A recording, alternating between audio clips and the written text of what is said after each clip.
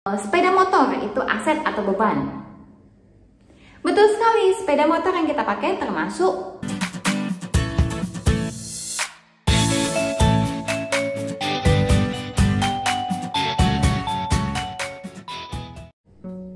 Halo semuanya, ketemu lagi sama Grecia Sanda di Investasi Asik bersama tim Grecia Tommy. Semoga teman-teman semuanya terus dalam keadaan yang baik. Hari ini kita mau main tebak-tebakan loh. Tapi sebelum itu kita mau menambah sedikit wawasan kita. Kita akan membahas tentang aset dan juga beban. Ada yang tahu nggak aset dan beban itu apa? Kita bahas satu-satu ya. Aset itu merupakan aset merupakan sebuah kekayaan yang mendatangkan kekayaan untuk kita. Nah, aset ini ada yang berwujud, ada juga yang tidak berwujud. Aset yang berwujud itu yang kelihatan wujudnya, seperti hotel, rumah kontrakan, dan lain sebagainya. Yang tidak berwujud itu yang tidak ada wujudnya, misalkan merek dagang, hak paten, kepintaran, itu semua merupakan aset yang tidak berwujud. Berdasarkan likuiditasnya, aset terbagi menjadi dua, aset yang lancar dan juga tidak lancar. Aset lancar itu berarti mudah untuk diubah menjadi bentuk lain. Misalkan bunga deposito mudah dicarikan untuk menjadi uang tunai. Nah, aset yang tidak lancar itu sulit untuk diubah menjadi bentuk lain. Misalkan mesin untuk pabrik atau bangunan saja. Nah, ini kalau mau diubah ke bentuk lain itu membutuhkan waktu yang lebih lama. Jadi ini termasuk di aset yang tidak lancar. Aset memiliki 3 sifat. Yang pertama sebagai sumber daya. Yang kedua, aset memiliki nilai ekonomi. Dan yang ketiga, aset memiliki nilai yang menunjukkan identitas kita. Jadi biasanya kalau kita mempunyai aset, kita lebih dilihat dalam tanda kutip. Ketika kita mau mengumpulkan aset, kita perlu melihat tujuan yang jelas dari kita mengumpulkan aset tersebut. Kita masuk ke beban. Apakah teman-teman di sini sudah tahu apa itu beban? Betul sekali, beban merupakan suatu pengorbanan di mana kita mengeluarkan uang kita.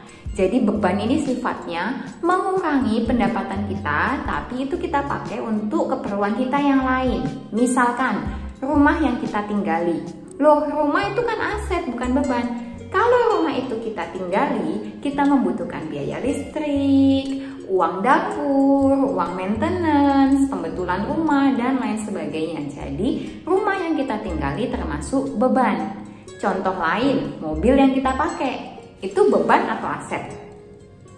Itu beban. Kenapa? Karena mobil yang kita pakai harga jualnya semakin lama semakin turun. Serta kita harus membelikan bahan bakar. Kita juga perlu servis dan menjaga kesehatan mobil tersebut. Jadi mobil yang kita pakai juga termasuk di beban. Sekarang kita main tebak-tebakan. Tadi saya sudah sempat kasih bocoran mengenai rumah dan juga mobil yang kita pakai. Sekarang pertanyaan yang pertama.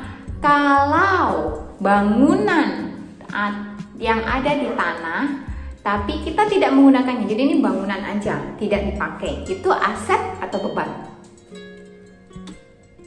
Itu bisa disebut aset jika memang untuk diperjualbelikan.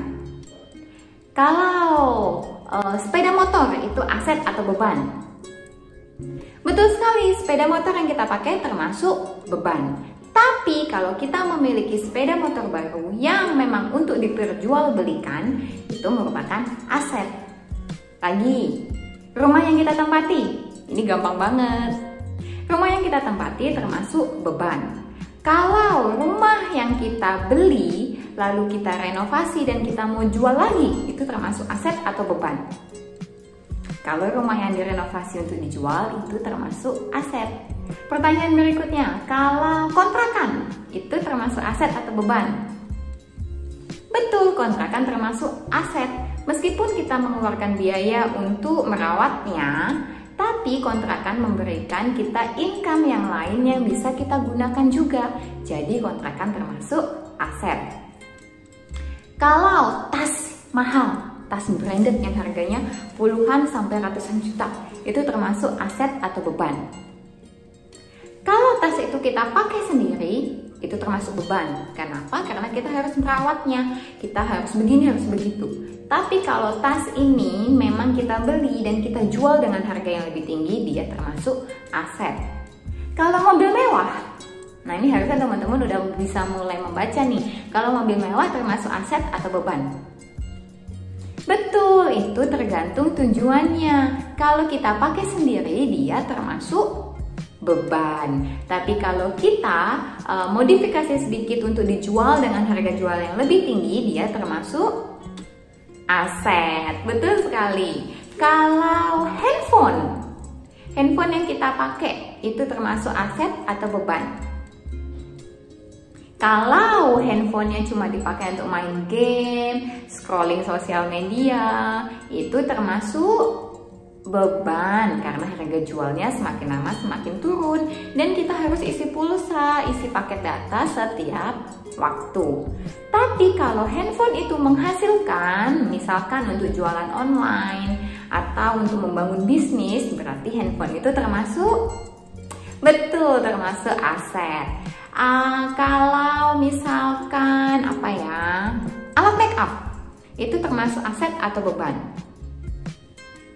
Kalau alat makeup yang kita pakai sehari-hari untuk kepentingan kita, itu termasuk, iya, termasuk beban. Kalau alat makeup tersebut kita gunakan untuk keperluan misalkan mau syuting, mau review, untuk sehingga alat makeup tersebut mendatangkan income, itu termasuk, betul. Jadi kesimpulannya adalah aset atau beban itu tergantung dari fungsinya dan dari sudut pandang kita melihatnya.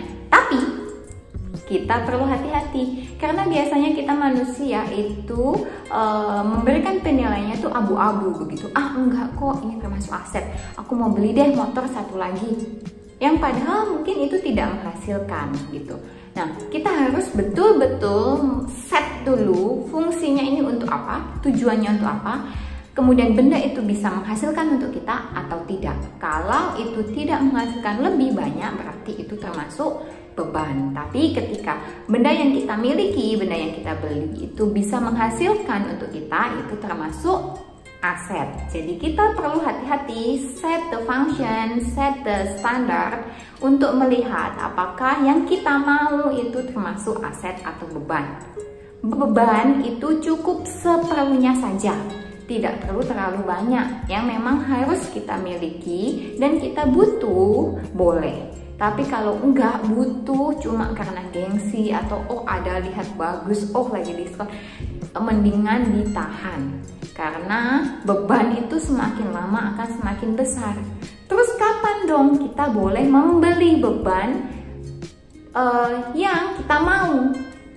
Ketika teman-teman sudah punya passive income yang menutup semua biaya beban tersebut. Jadi di mana teman-teman sudah punya aset yang nilai aset tersebut itu menutupi nilai beban. Jadi teman-teman sudah mengerti ya bedanya aset dan beban. Kita tadi juga sudah kuis. Nah teman-teman habis ini harus lebih hati-hati lagi memilih untuk menaruh uang kita di mana. Dibelikan aset atau dibelikan beban. Teman-teman harus hati-hati. Semoga video kali ini membantu membukakan wawasan kita semua ya. Dan sampai jumpa di video selanjutnya bersama tim Gracia Tommy di Investasi Asik. Sampai jumpa.